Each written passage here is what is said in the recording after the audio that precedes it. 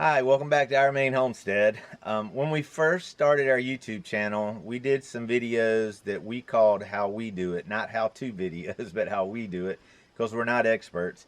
This is the second time I've made some stair stringers, but today I'm going to show you how we do it.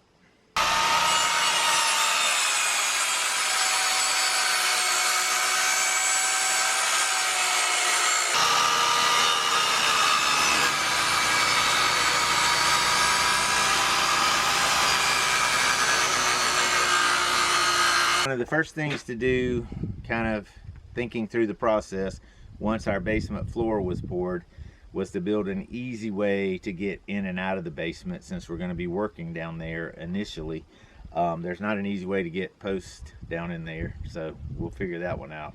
But for us to be able to get in and out of the basement versus using a ladder at this point, we're eventually going to have to build stairs in the bulkhead. That's going to be our entry point to the basement. So we decided to go ahead and do that. So that's what I'm working on now. I've already done the layout for one set of stringers. There's going to be three, two on the outside walls and one in the center, just to support the steps, the treads. So I laid this one out, dry fit it down in there. The floor's not even, so once we got it down in there, I had to make some adjustments. I trimmed a little bit, took it back in there, kind of dry fit it, and then I'm going to put pressure treated. I'm going to end up with 2 layers of pressure treated under each of the, at the bottom of each stringer. We dry fit all of that, and so now I have my template. And so what I've done is lay this template on these 2x12s, which you use 2x12s because you want to be sure that you have a sufficient distance between here and the top of the tread and where the rise goes, just to give support. You don't want to leave 2 or 3 inches, because that's a weak point in the board. But anyway, so you use 2x12s for these. This is my template, so now I've traced it out on each of these other 2x12s. And so I was in the process of cutting it and decided, hey, wait, we should do a video on this. So what I'll do is go backwards and show you kind of how I arrived at this, and of course made the tweaks on it, and then I just need to cut 2 others, but I'll show you on one of the ones that I haven't cut how I got to that point. There's kind of a lot of math involved, and a lot of people don't cut their own stringers just because it can be tricky, and it is. But there are stair calculators online that are very easy to use and at least can give you a ballpark.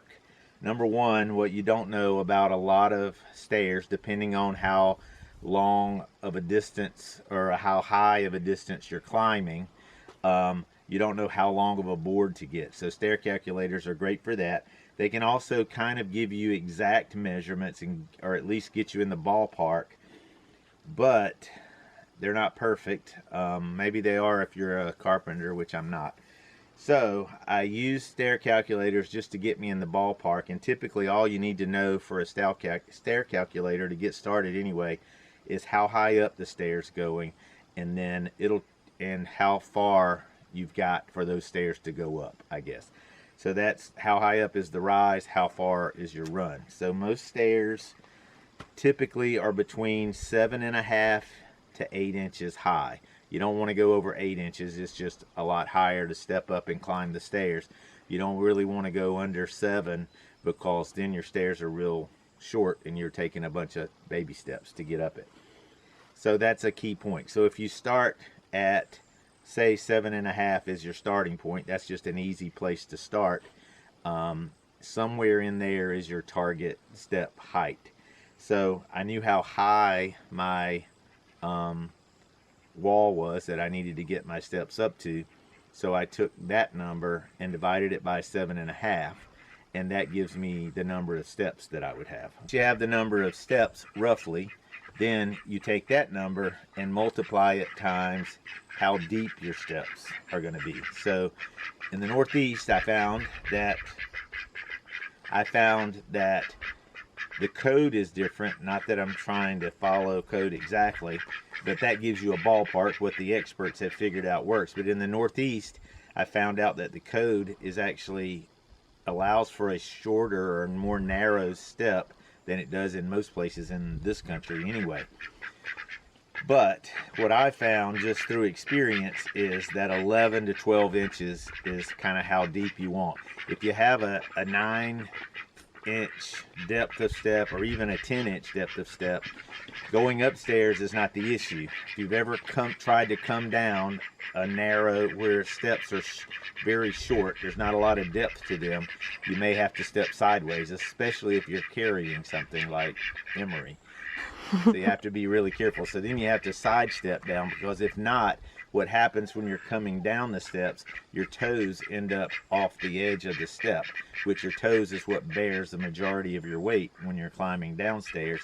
So it makes it very difficult, even dangerous, to go down steps that aren't deep enough. So we're making these steps, they're eventually going to be 12 inches wide. They're going to have an inch overhang over each of the stringer ends, but the actual depth of the tread is going to be 11 inches. So they're going to be 11 inches this way. That's what you have to step on as far as what we're cutting here. And then they go up. These are actually going to go up 7 and 11/16. That's the number that I ended up with once I did all the math and figured that out. So they go in 11, up 7 and 11/16, in 11, that. So once you get your number of steps, you take that and multiply it times 11, and that tells you how far you're actually going to be going. So I ended up with, again, 7 and 11/16 up and 11 inches over, and then again. So all I did is I drew a diagram, but my rise was 71 inches. That's to the top of the concrete. So I came down 9 and 11/16 because the distance from here to the top of this stringer is going to be 9 and 11/16 inches, because I'm using 2x12s, which is actually a 2x12, not 1.5. That'll be sitting on there. So my top step will be 7 and 11/16 from the top of this. So this is a concrete wall outside of the bulkhead. And so you'll step down 7 and 11/16. Each one of these will be 7 and 11/16, but they'll have a 2-inch board on it. So that makes the top of that tread and that tread the same distance all the way down to the bottom. And when you get down to the bottom, your first step from the bottom, or last step from the top, but first step from the bottom is 2 inches shorter than the rest of these, because you're going to put a 2-inch board on top of it. If you were using a 1.5-inch board, you would just make this step 1.5 inches shorter than the rest. So this rests on the ground, and I'll show you all this once we get further, but this rests on the ground, and you can see I have 1/2 inches because this is just a preliminary drawing. So I had 7.5-inch steps to figure out exactly what I was up against, and then I adjusted for the actual distance that fit this distance here. Anyway, so the first one's 2 inches shorter than all the rest, and then this is just placed 2 inches further from the top, whatever the top step is, and that allows for the 2 inches that is your tread width. Anyway, so that's basically what we did, so I'll show you how I did it. So this is a framing square. This is the easiest way to mark these out.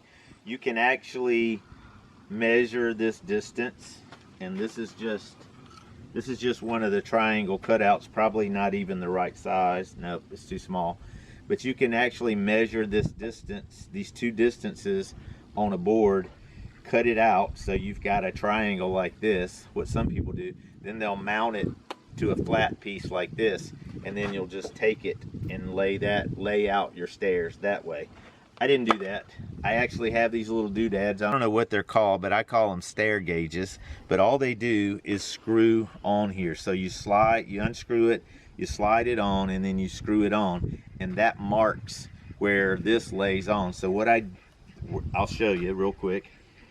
So this is my stair height. So I moved it and I marked it, and you can't put these on the number because of how they lay on the board. So you have to lay these on the board, line the number up with the edge of your board that you're going to cut into, and then tighten these down. So you place your square and get it where you want it, then you tighten these down. So this represents my 11-inch depth into the stair, the depth of the tread, and then this represents my 7 11/16 rise. So once you have these on there and the right, you make your first line. You don't want to do them all without checking, but anyway, if you'll see, this is not exactly lined up because I traced it from a board that's already been cut, but it's close. These don't have to be perfect. So this is actually my rise. This is how much the step climbs on each step, and this is how deep the tread is. So you'll take this and you can put these, just so I say it, you can put these on the inside, which I think is easier if you have enough length here, or you can put them on the outside and trace the outside of it. Either way is fine. But so you take this, you mark the first one, then you want to take your tape measure and check and make sure that you've placed this in the right spot, that it's sitting up against the board in the right place. And so you can measure and be sure this is 7 11/16 to the corner. So you just take, once you know you've got the right measurements marked with your stair gauges, you just take a pencil and draw that. Then you slide it down, line this up with the line from before, mark it, and you just go straight down the line marking. These are all marked straight down the line till you get the number of steps that you're going to have. That's why it's important to know the number of steps initially, because that tells you how many to mark and cut out.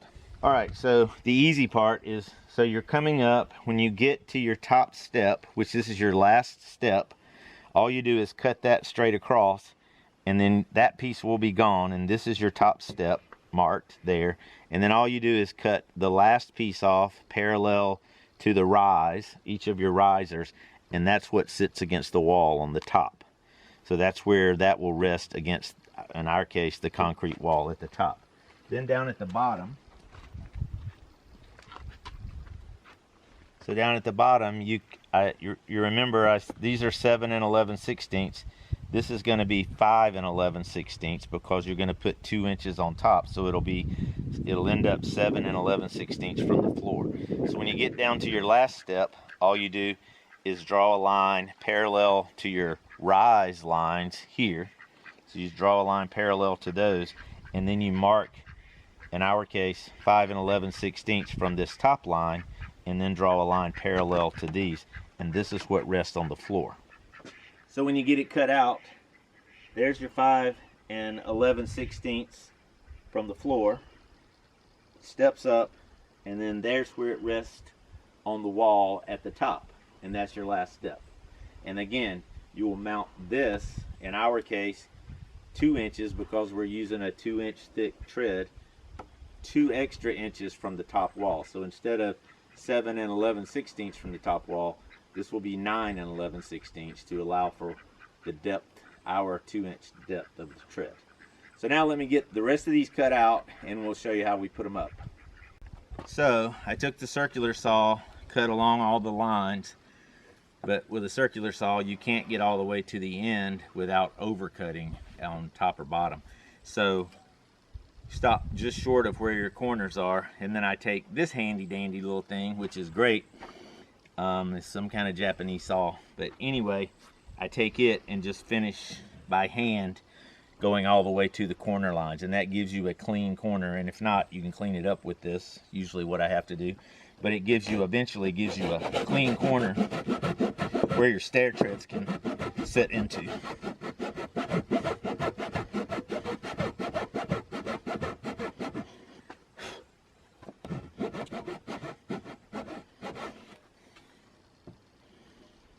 Cool thing about this is it has a ripping edge and a cross-cut edge. If you don't know the difference, don't worry.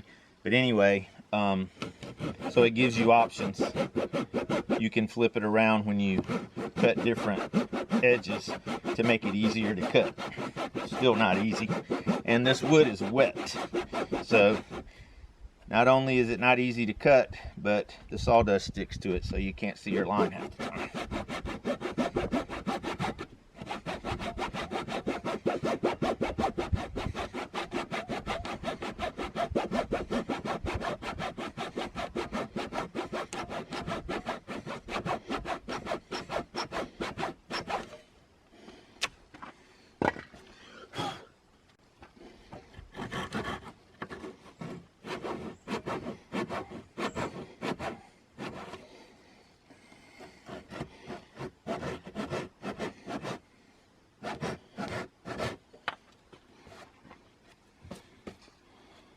There, about as clean of a corner as you can get.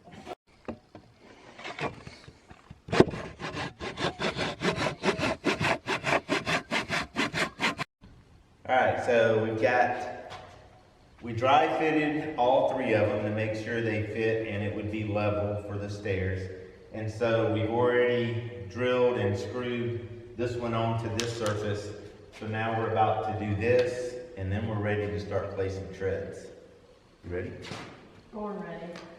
So when we dry fit it, I drew a line as to where it goes on this top, because it'll be the same down there no matter what. So all we're doing is taking this wood drill bit, placing the screws. We're going to try to mimic what we did on that side. Three Tapcon screws.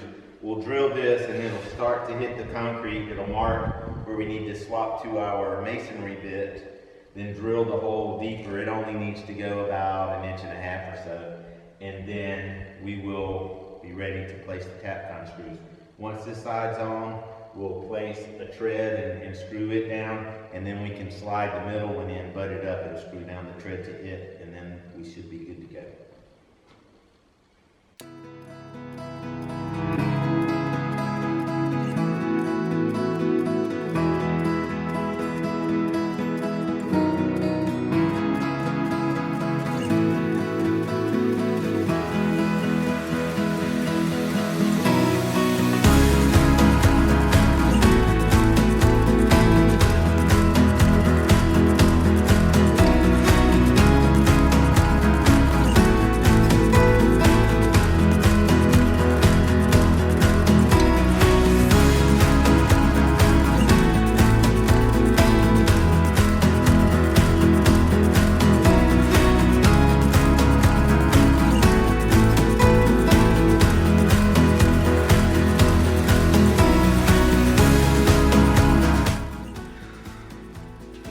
Tried to drill concrete, what happens is it usually gets started pretty easily and then it stops.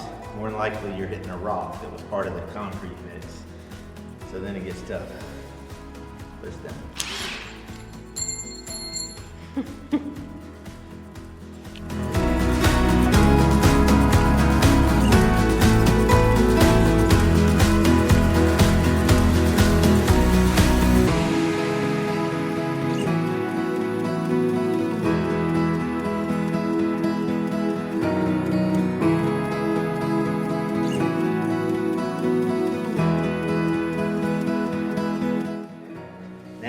Got to put a tread on the top, screw it down to each side after we check level. And then we can slide the middle one in, screw it to it, and then we'll cut the rest of the treads, right? Yes.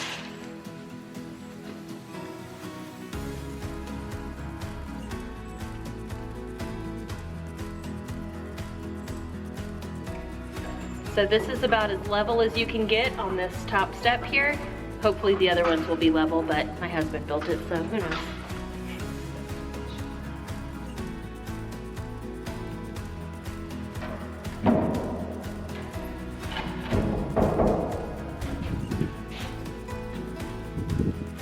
Okay, so we are measuring these as we go because the walls are not completely like straight, so there's like a little bit of a measurement difference in length on each of the treads. But we're just cutting them as we go and installing them, and soon we'll have some steps.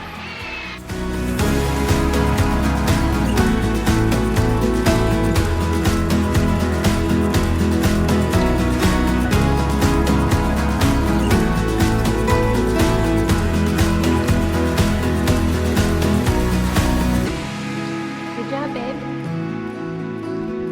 I'm ready to test them out.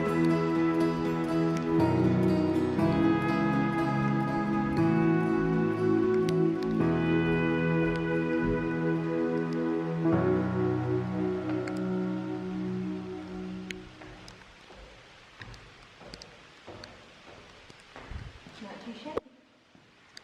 Come on, Libby. Come on. Good girl.